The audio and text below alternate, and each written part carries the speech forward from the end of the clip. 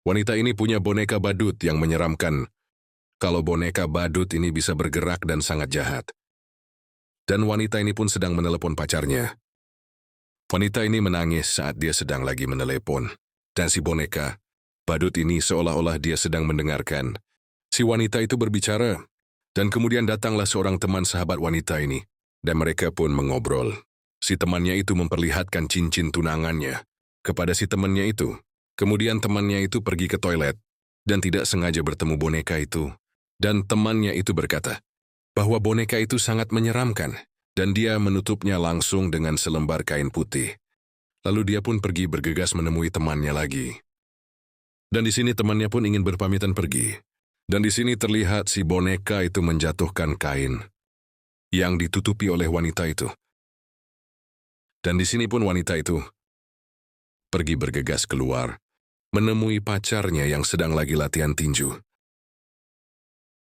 Terus di sini temannya malah balik lagi ke rumah wanita itu untuk mengambil sesuatu yang tertinggal. Dalam rumah wanita itu, dan wanita itu mencari temannya, kemana-mana pun tidak ada. Dan wanita itu pun mencoba naik ke lantai 2 untuk mencari wanita itu. Dan wanita itu kemudian terkejut mendengar sesuatu barang yang pecah dari rumah itu. Kembali lagi ke scene, wanita itu sedang mengobrol dengan pacarnya di tempat tinju, dan wanita itu pun menemukan ponsel yang ia tinggalkan saat waktu itu. Kemudian wanita itu dikejutkan dengan suara-suara aneh yang mengejutkannya. Kemudian wanita itu melihat boneka badut itu seperti ada yang aneh.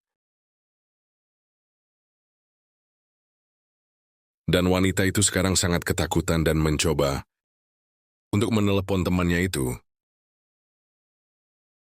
Namun temannya itu susah buat untuk dihubungi. Dan kemudian wanita itu mendekati boneka badut itu. Nah kemudian, wanita itu mencoba menendang kaki si badut itu.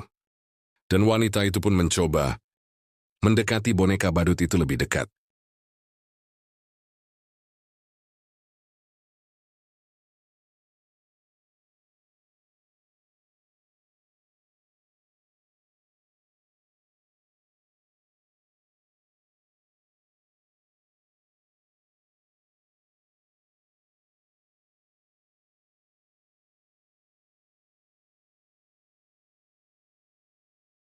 Dan tak disangka boneka badut itu sedang menggenggam pensil yang ia gunakan untuk membunuh si wanita itu.